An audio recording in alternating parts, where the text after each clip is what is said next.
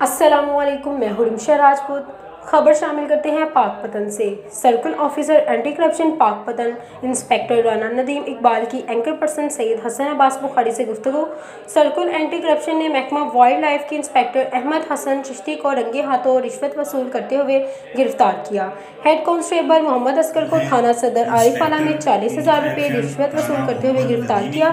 कब्जा ग्रुप से 2 करोड़ रुपए से जायद मालियत की जमीन बागुजार कराई है। राना नदीम इकबाल ने गुफ्तगू करते हुए मजीद कहा कि director general anti corruption Punjab Gohar Nafees, regional director Sahiwal Babar Rehman, राइस डिप्टी डायरेक्टर राना फातह की हिदायत की रोशनी में कार्रवाइयां जारी हैं, जबकि इसी हवाले से करप्ट सरकारी मुलाजमीन की इंक्वायरी अभी जारी है।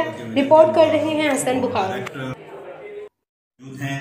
Inspector anti corruption Rana Mohammad Nadeem Iqbal, आप अभी डीएसपी के कोर्स से वापस आते हुए शहर में करप्ट मुलाजमीन के खिलाफ कार्रवाई भी इन्होंने की है और सरकारी जमीन भी काफी वागदार कराई है। दबंग कार्रवाई है, इनसे जानते हैं कि इस माह की क्या कार्रवाई है। जी सर। बिस्मिल्लाहिर्रहमानिर्रहीम। हमारे डीजी गौहर नफीस साहब के विजन के मुताबिक और director anti corruption regional Babar Rehman Waraich साहब, हमारे डिप्टी डायरेक्टर राना फवाद साहब की हिदायत के मुताबिक डिस्ट्रिक्ट पाकपतन में हमने एंटी करप्शन की जीरो टॉलरेंस पॉलिसी को अपनाते हुए यके बाद दीगरे 2 रेड किए हैं। पहले वाइल्ड लाइफ का इंस्पेक्टर पकड़ा है 6,000 करप्शन में।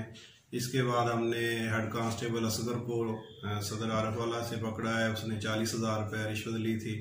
इस तरह सरकारी रकबा जो है वो भी वागदार करवाया गया है, जिसकी मालियत 2 करोड़ 30 लाख रुपया है।